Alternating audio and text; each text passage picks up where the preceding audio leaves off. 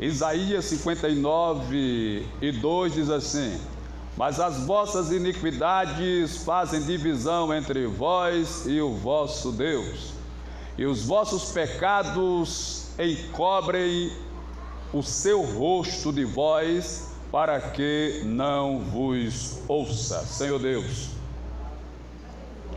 em nome de Jesus, muito obrigado por nos presentear com este privilégio de estarmos na Tua presença. Dizemos na Tua casa pela consideração que temos a este prédio, e assim o denominamos de casa do Senhor, pois a Ti fora consagrado e pertence ao Senhor. E rogamos que o Senhor continue a falar aos nossos corações, nos alimentando com a Tua palavra santa e poderosa. Assim Deus venha e a todos abençoe em nome de Jesus. Amém. Pode sentar e me dar um minuto da sua atenção, por gentileza.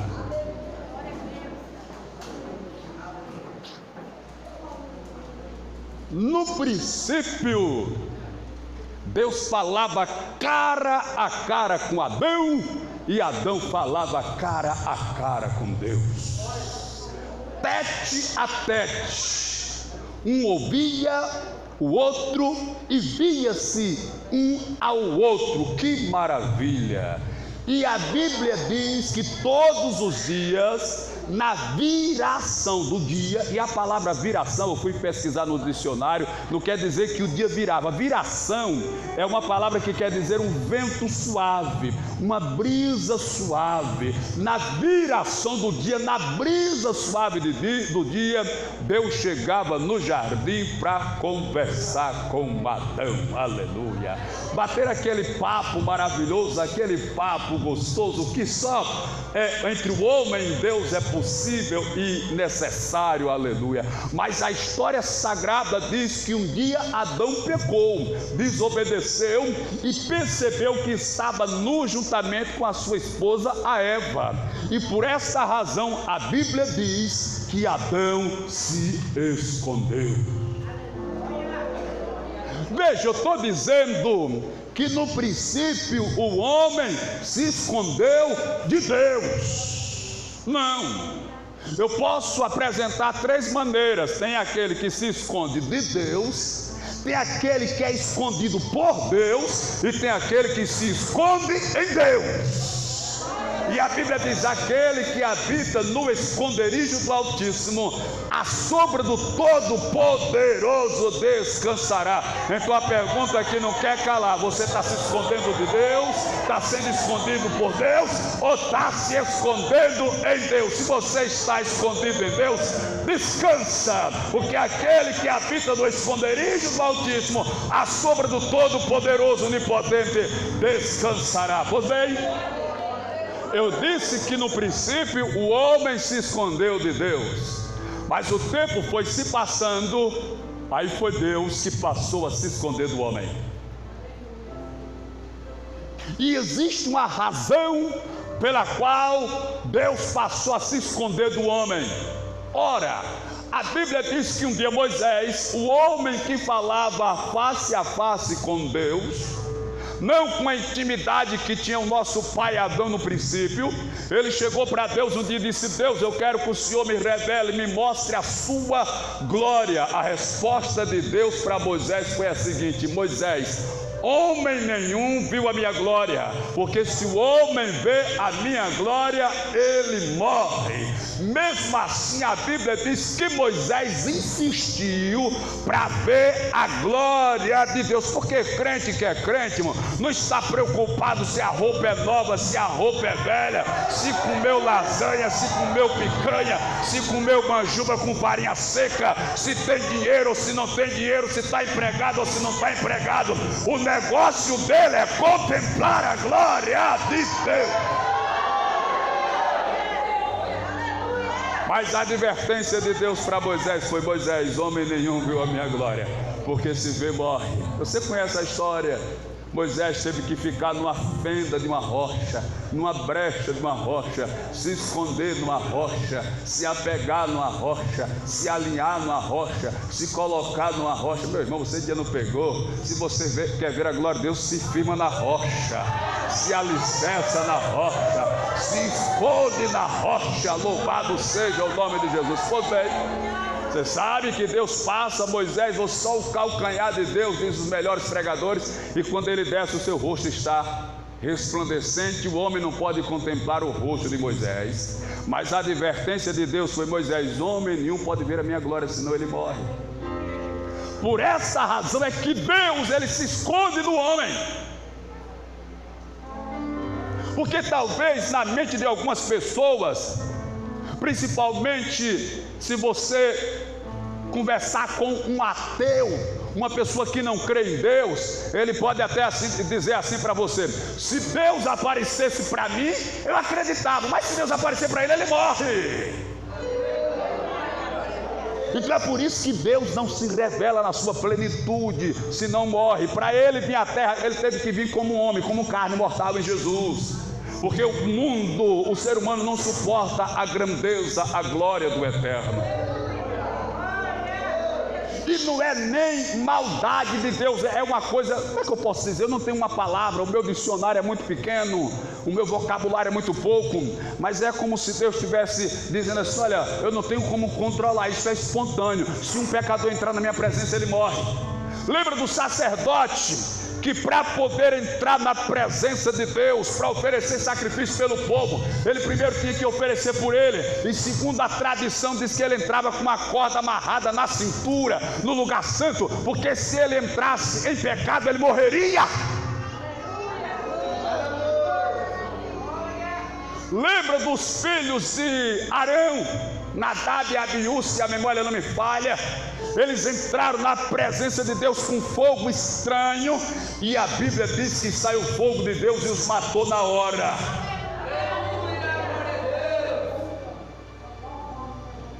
Eles pegaram o incensário, colocaram incenso e tacaram fogo e entraram na presença de Deus. Mas a Bíblia diz que ele acendeu o incensário com fogo estranho. Ora, existia um altar no templo ou no tabernáculo, onde o fogo não podia se apagar. Está lá em Levítico 6:13. O fogo arderá continuamente sobre o altar e não se apagará. O fogo arderá continuamente sobre o altar e não se apagará. O fogo arderá continuamente sobre o altar e não se apagará. O fogo arderá continuamente sobre o altar e não se apagará. Então era daquele fogo, daquele altar, que eles tinham que pegar e acender o incensário. Mas eles pegaram fogo em outro lugar, em outro altar, em outro canto, ninguém sabe onde, e colocaram o incenso. Cuidado com o fogo que você está trazendo para a presença de Deus.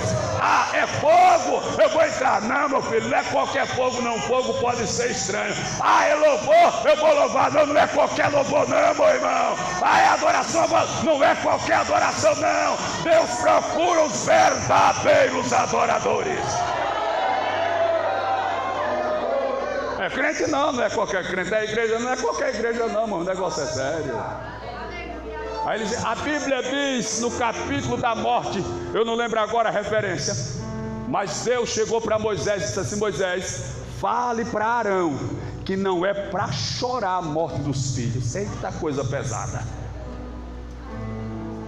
E diga para os demais sacerdotes que quando for entrar na minha presença, não beba vinho e nem bebida forte. Então entende-se aqui que os dois filhos de Arão estavam embriagados quando entraram na presença de Deus e pegaram fogo estranho. O apóstolo Paulo é que nos adverte em Efésios 5,18, dizendo: não vos embriaguei com vinho em quem há contenda, mas enchei-vos do Espírito Santo. Aleluia! Então eles morreram, estavam embriagados, beberam vinho. Esse vinho aqui, irmão, é suco de uva, viu? Não é vinho não. Agora eu me lembrei do irmão. Deixa eu contar essa história aqui. Pastoreava aí no outro ministério, dia de ceia. Disse: irmão, corra ali no mercado aí da dona Eliane e traga o vinho da ceia, senão vai fechar o mercado ligeiro, corra lá. Aí quando ele voltou com uma garrafa grande. Eu disse: que bom, dessa vai dar que vai sobrar. Aí quando eu tirei da bolsa, estava escrito assim: vinho Dom Bosco. Aleluia. Ô, meu irmão, não é esse aqui não. O senhor disse que era para trazer vinho. Ô, meu, eu sou curioso.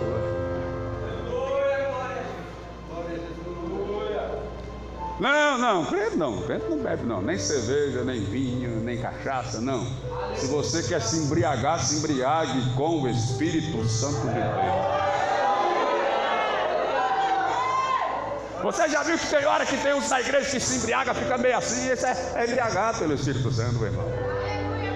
Fica falando meio enrolado, você não entende nada porque está embriagado pelo Espírito Santo, aleluia.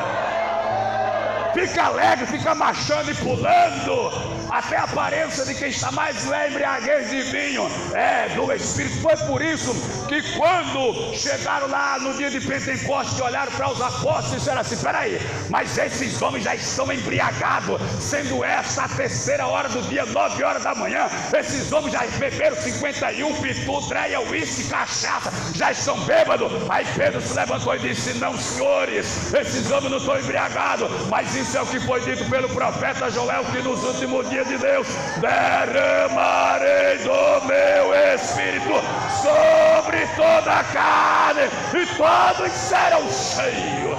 Será se tem alguém nessa noite que vai se embriagar com o Espírito?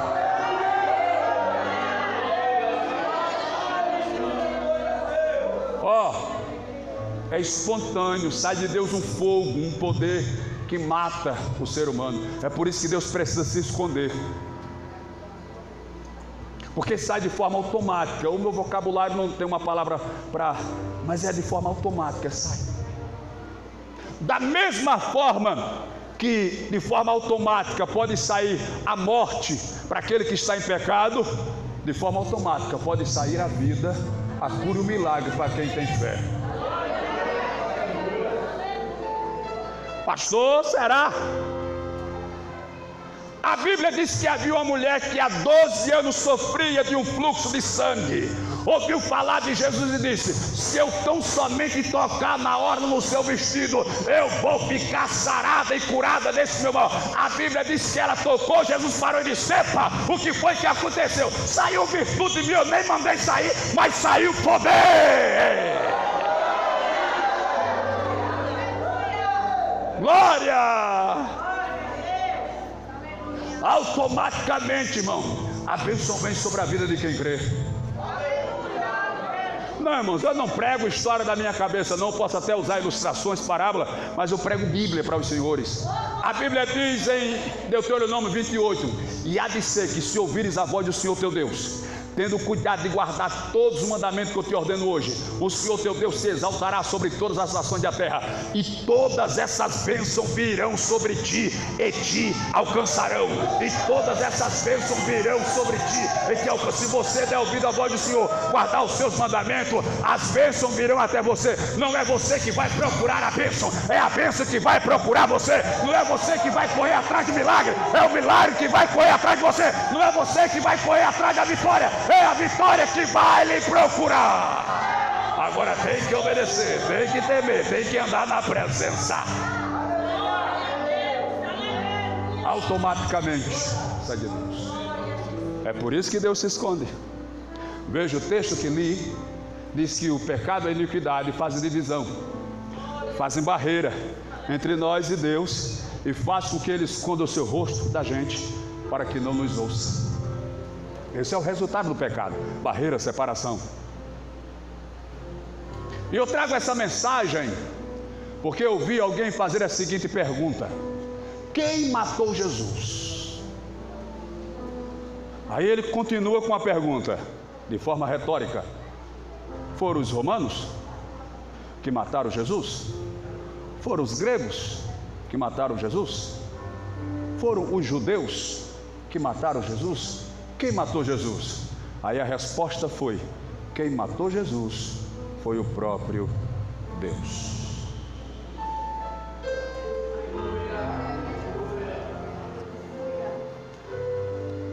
Quando eu não era crente, a minha mãe cantava umas cantigas da igreja que ela fazia parte, e ela dizia uma parte que era mais ou menos assim: bichinho lá vem bem cansadinho, que vem de Belém, E eu ficava fazendo aquela conjectura na minha mente de Jesus. Eu digo, quando for prender Jesus para matar, eu acho que ele saiu correndo. Pega, mas não pega. Eu acho que ele deve ter tropeçado, caído numa levada, o soldado pular em cima. Embora, eu não vou, você vai, eu não vou não. E puxa daqui, pega de lá, e aquela ameaça toda. Mas aí depois que eu me converti, comecei a ler a Bíblia. Aí na Bíblia está escrito assim, o próprio Jesus falou: ninguém tira a minha vida, eu mesmo a dou, porque eu tenho poder para dar e poder para tornar a tomá-la. Pois este mandamento eu recebi do meu Pai. Ninguém matou Jesus, ele mesmo se entregou como um cordeiro mudo para perdoar os meus e os seus pecados. Mas alguém precisava executar a sentença, e a pessoa que foi executar a sentença foi o próprio Deus. Deixa eu contar uma revelação para os senhores e para as senhoras. Não foi a morte que matou Jesus, não, porque a morte não tem poder sobre Jesus. Não foi ela, não. Não foi a morte, não. A morte vencer Jesus nunca. Pelo contrário, quando ele chegava que tinha morte, ele dizia: menino, levanta aí, tá. Bora, fica de pé. Menina, levanta!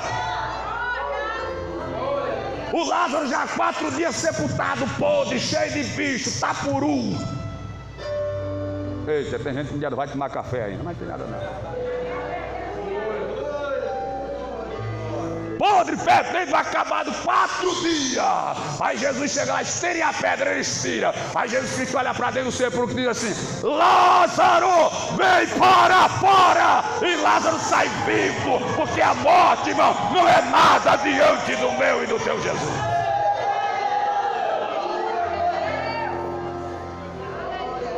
Então, quem matou Jesus não foi a morte, entenda, foi o próprio Deus. Mas sabe por que Deus teve que matar Jesus? Claro, ele tinha que cumprir para perdoar os nossos pecados, mas porque quando Deus olhou para Jesus, Jesus estava totalmente tomado pelos meus e pelos seus pecados. E a Bíblia diz que o salário do pecado é a morte. E como ele tomou o meu pecado, o teu pecado, do fulano, do beltrano, do cicrano, de todos que estão aqui, de todos de Messias, de todos de Alagoas, de todos do Brasil e de todos do mundo, dos que já viveram no passado, vivem no presente e ainda viverão no futuro, ele já tomou sobre ele todo o pecado. Então estava sobre ele toda a carga do pecado. Quando o Pai viu o pecado sobrecarregado em Jesus, ele não teve como controlar automaticamente o poder que cobra o salário do pecado. Veio sobre Jesus e ele morreu. E a morte dele foi para que o seu sangue vertesse. E vertido o sangue na cruz, os meus pecados, os seus pecados, peludos, cabeludos.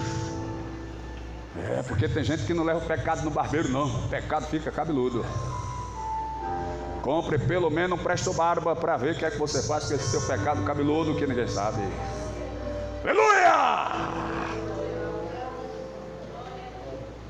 A Bíblia diz em 1 João 1,7: se andarmos na luz como ele na luz está, temos comunhão uns com os outros, e o sangue de Jesus Cristo, o seu Filho, nos purifica de todo pecado. Foi por isso que no Calvário, quando ele rende o Espírito, ele diz: Pai, quando eu entrego o meu Espírito, e está consumado. Ninguém deve mais nada a Satanás. Eu paguei, está pago. Não deixe Satanás cobrar, não deixe Satanás lhe acusar. Repreenda Satanás, abra a boca e dê glória, porque Jesus pagou.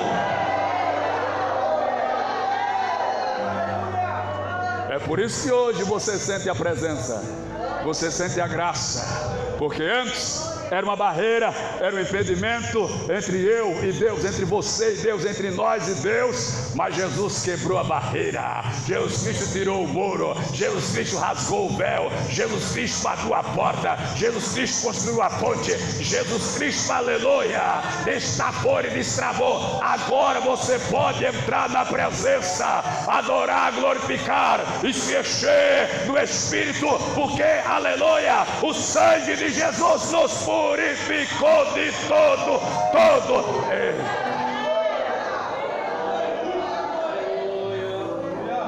Fique de pé, por gentileza, vamos cear. Que Deus abençoe a todos que vão cear neste momento especial. Que os novos membros sejam bem-vindos a este momento. Que você permaneça firme, constante nessa tarefa árdua e desafiadora que é servir a Jesus, mas a vitória é sua, a vitória é nossa. Ele é maior.